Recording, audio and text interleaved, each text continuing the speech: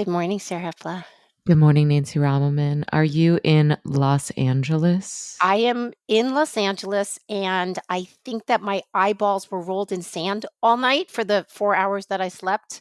There's not a lot of sleeping happening here. In case people haven't heard, there's some action here, though maybe not as much action as you've been hearing. So I'm here covering that for Reason Magazine. So Well, I want to talk to you about that more, and we have a guest I want to get to in a second. But before that, can I tell you that today is an anniversary? what is it? 15 years ago today, I quit drinking. Hey. Sarah, congratulations. And then I drank that night. No, I'm just kidding. I didn't drink. I didn't drink. That's a ridiculous amount of time to be sober. Almost It half is. your life. That's a teenager. Do you get like If my sobriety were a person, they'd be going into their junior year. do you get like a little thing, a little coin or something? Mm-hmm. Yeah. Every year they make little medallions with a Roman numeral, but I stopped getting them many years ago because what are you gonna do? What are you gonna do with them? But I might get one for 15. You have to like request it in advance because they don't like just have them hanging around.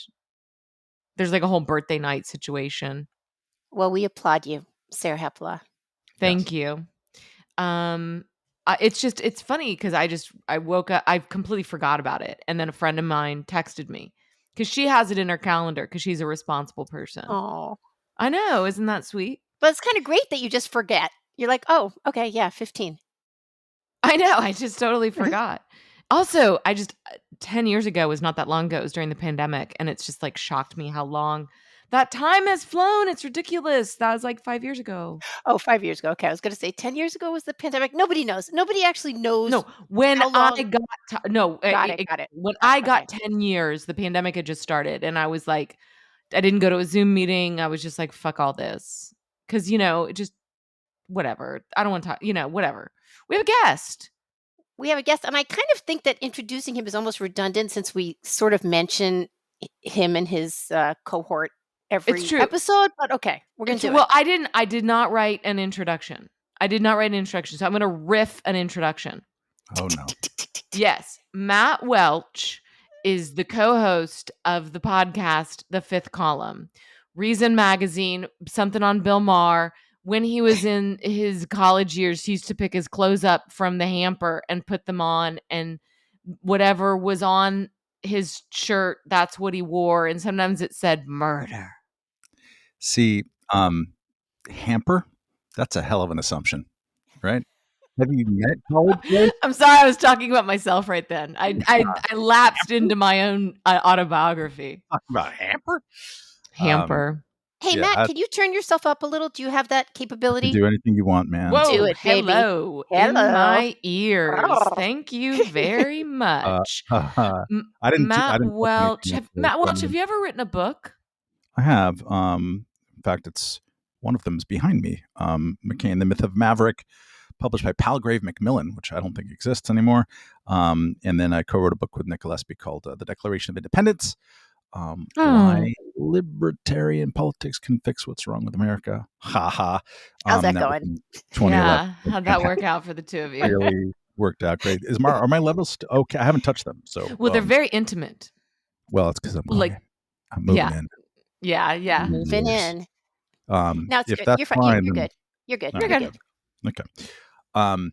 Yeah, hamper. I just want to say, besides congratulations on the sobriety, that you two, as ladies who have, occasionally colored outside the lines in your lives, will appreciate the fact that your sobriety is in a junior in high school. So is my oldest daughter. And the fake ID that we found recently Oh, yes. said that she was 6'3".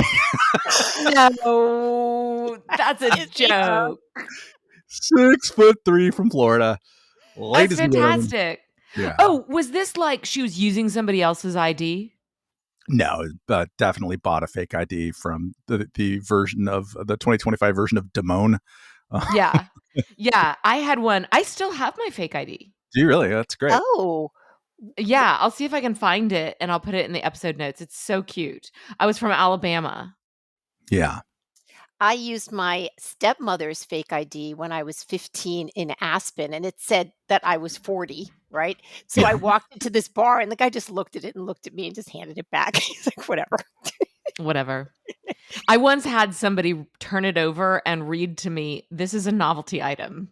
This should not be used." You know, 'cause in like little tiny font, it said that on the back. And I was just like, I'm leaving now. I was like in Taco Cabana trying to get a frozen margarita. True fact, I never had a fake ID in my life. Not even once. Okay. Well, rule follower. Well, that's just the depravity of LA. You don't need one.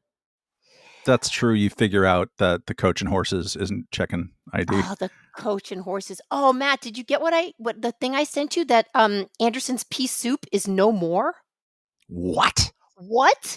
Okay, so for those who don't know, when you're driving on the is it the 5 freeway going up Both the whatever 5 and the 101, and the actually, 1, but you yeah. drive and it's like in 324 miles, you will get to Andersen's pea soup, and you see these signs like every 10 miles to the point where you're like, finally, we'll get some pea Yeah, soup. I know 'Cause these places. It's They're just so what you great. want Yeah, when it's 90 degrees out. We've all definitely. done it, and then I just saw today, it's like demolished, and somebody That's it. bought it. Like it's the end of a pea soup era. Christy Nome is right. They've ruined California. That's We right. need to liberate it from the people who are destroying Trash. Andersen pea soup. Trash. Can I just ask one question about Andersen pea soup? Mhm. I just feel like the business model was very niche. And did it actually sell pea soup, and did anybody try it, and was it really good? Girl, that first of all, everybody tried it. They are like Every single they're person. they're diddling you for 300 miles, and you're just like, finally, we're gonna get some pea soup in California, and Can we have a everybody. slow motion on that diddling finger motion? Yeah, that's got to be a GIF because that was so unreal. I was speechless and I don't know what to say. Anyway, we all tried the pea soup. I mean, come on, of course you Okay. tried the pea soup. But, and yeah, it was like kind of like a Denny's. It was big, you could stop. I think you Huge. probably could get gas and, whatever. It was a Yeah. It's look, LA's Buc-ee's. Yeah. it wasn't Buc-ee's. Nothing Well, No. Buc-ee's is nothing the is 21st Buc-ee's. century version of this. Yeah. Well, Yeah. it didn't have everything. It didn't have everything. It It had a wasn't a lot of truck stop of America no. or anything like that. But you could also get Andersen's pea soup at the supermarket. So they sold it in cans that you Yes. would get. And it was actually a bit thick, Very honestly. thick. Very Kind of yellow. light green too. Like Yeah. Ugh. Yeah. I No. mean, pea soup. My God. I mean, it's just not what I. No, if you live in Maine or something, but yeah, but for some I mean, reason that's the it was thing. Yeah, in LA, it's like the last thing I would want. But Well, you're in I between. mean, You're in between LA and San Francisco. Yeah. oh well, So San Francisco's definitely a pea soup place because that place is too cold. Yes, yes, it is. Yes, it is. especially in the summer. Yes, that's right. As I Mark Twain said. once drove across South Dakota, which Sorry. has nothing in it. I'm sorry, South Dakotans. There's just absolutely nothing except you do like every 5 miles you see a sign for the world's only corn palace, which I mean, if you think pea soup sounds good after a few miles in California, after 100 miles, the corn palace is like Yes. Valhalla. Like, and I went to the goddamn corn palace and it was an entire house. It's like a castle made of corn cobs. It's fucking fantastic. Wow. Did they Humans declare are you corn queen on the spot? 100%. I declared myself, which is close enough. So we are here today with a lot of kind of news. I don't know if some of it's a bit insider baseball. Where do we want to start? Okay, so here are the things that we want to talk about. We actually need to talk about LA just because listeners are going to want grounding on how Nancy's doing and what's going on. And we want Matt to chime in because you grew up in LA, right? Orange County? LA County and Long Beach. Okay. Close to Paramount. World War III might have started, so maybe I need some grounding on that. We don't want to spend too much time, but that happened last night and it's a little wild. Um, I want to give Harvey Weinstein verdict is back. I want to go through that. It's mixed. It's, I think to be predicted, but it's good to just sort of lay that out. And then there's this, of all things, we're going to talk about Felicia Sonmez maybe going back to the Washington Post. Dude, she's going to be editor in chief yet. Well, and I think that's an opportunity to speak more broadly about journalism in this moment, because there was also that interesting thing that happened. The guy at ABC got fired, and Yeah. yeah, I mean, that's interesting. And I always love hearing Matt Welch on journalism. I feel like, this is me, I feel like journalism is one of your strongest tracks.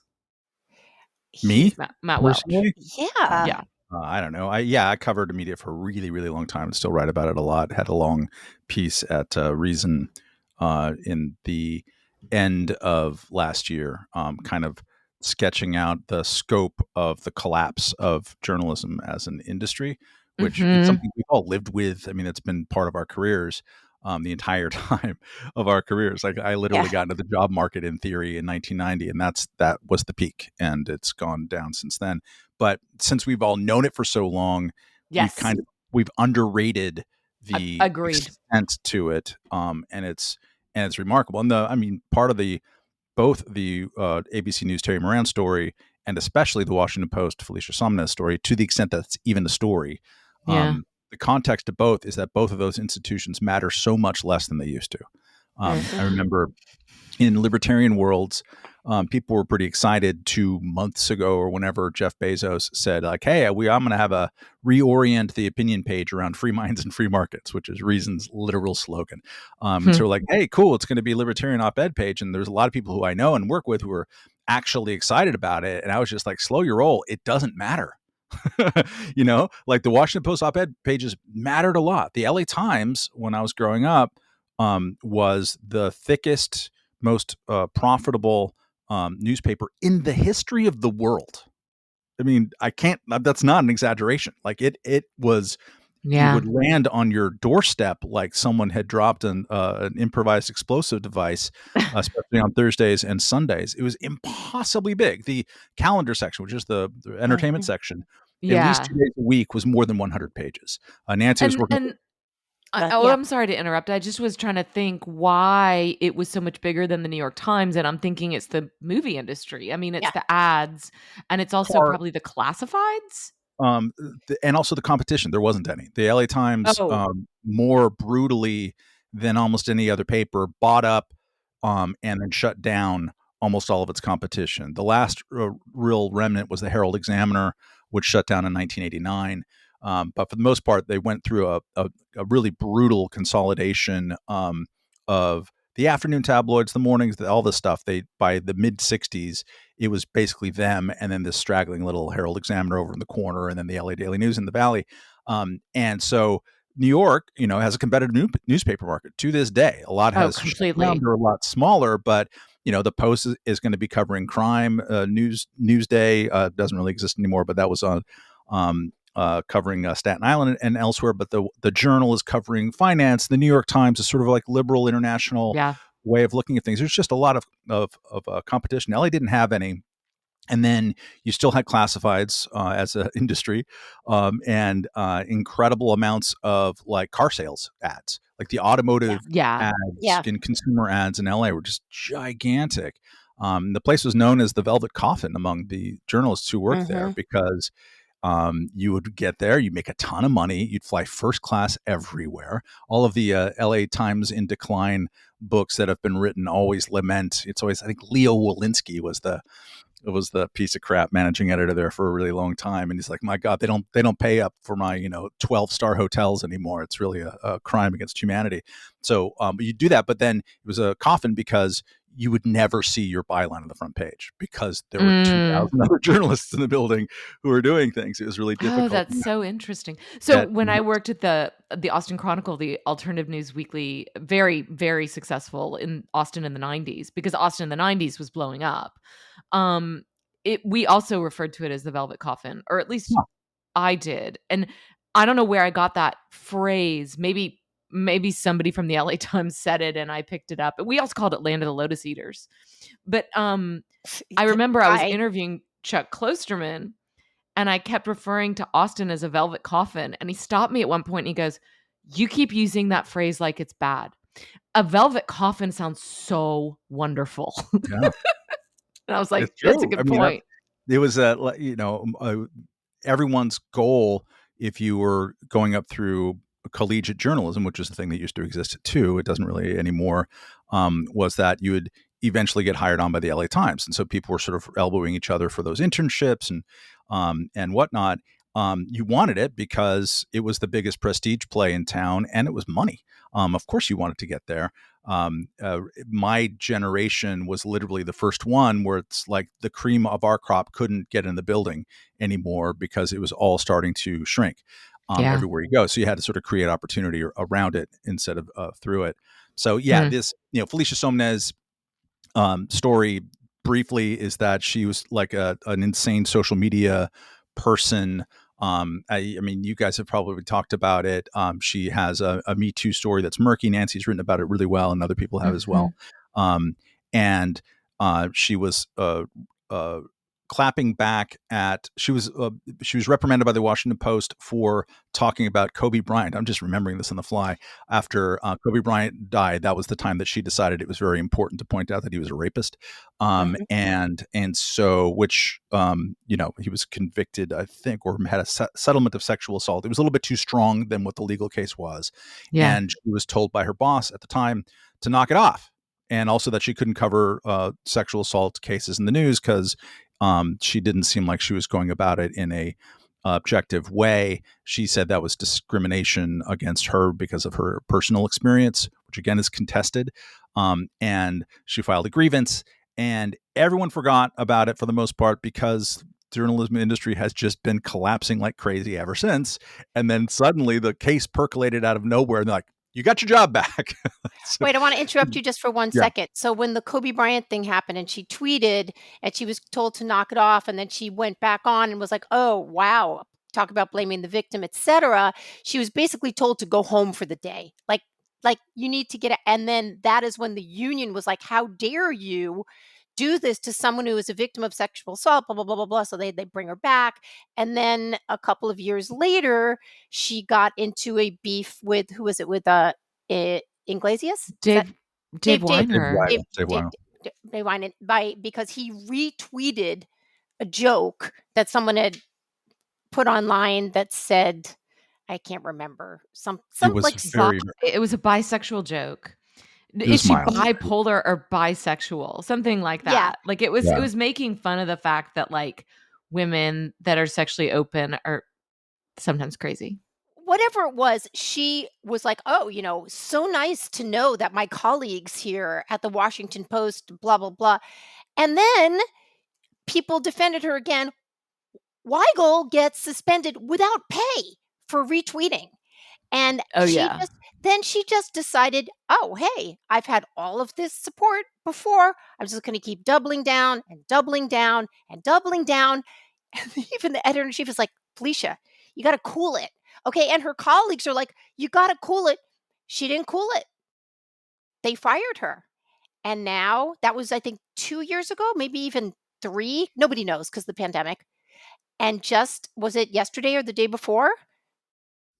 The union has Yesterday. said they need to rehire her. Yeah, now, I don't know if she's gonna take it. What do you guys think? I mean, What she else is can't she get a job. doing? like, as far as I know. I think she was working at REI for a while. That was, like, a while ago, and then she had a job writing for some small outlet. So you think she'll take the job? It's interesting. I have a friend who had a dealing with the union like this, where they fired him and then the union got his job back. And he basically got the job back in order to quit on his own terms. Yeah. Which I think is something that a lot of people do. They don't want to leave in disgrace either on the official record or just in their own moral world. Like you want to get the job back so that you can go, okay, bye. Like I want to get back together with my boyfriend so that I can then break up with him. That kind of thing. I mean, I Sonmez imagine she'll we'll like look for a settlement and then peace out.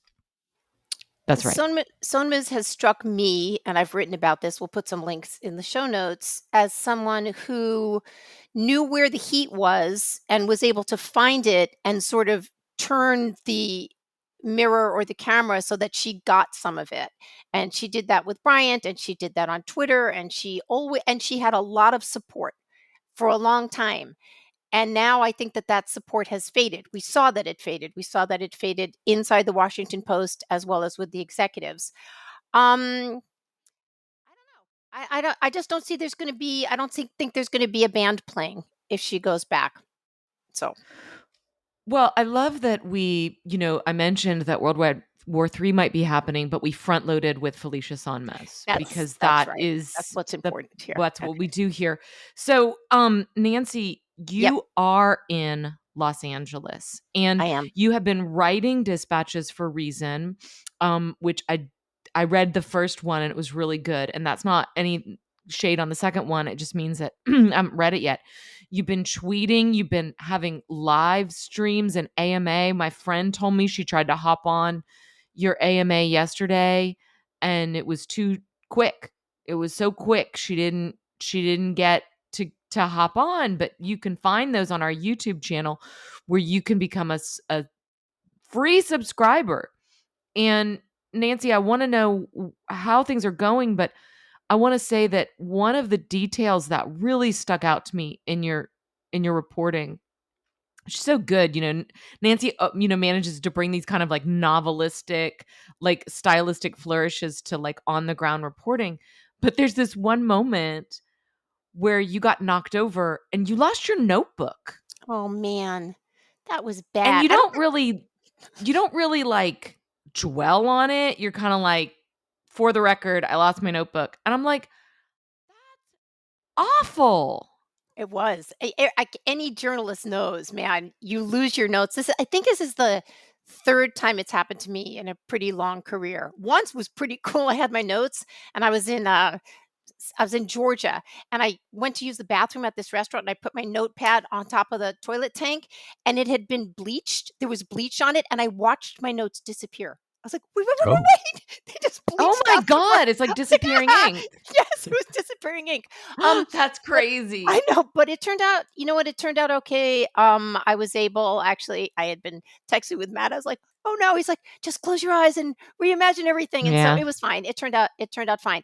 So, the situation on the ground here so far, which I talked about a lot more in yesterday's piece, is that it's sort of following what we've seen with these protests. You've got the people during the day who are, fairly peaceful. You got some yahoos, and because it's LA, you got like all kinds of people coming in, and they're like burning rubber, and they're, they're being LA. But then that kind of dies down because they go home, they've got kids, and then you get the yahoos that come in and they start confronting the cops, and then, things get broken down. Now, have there been some pretty nasty things from the demonstrators to law enforcement? Yes, there have. I mean, there's been like big bricks and stuff shot at cops and cop cars destroyed, and this is not good.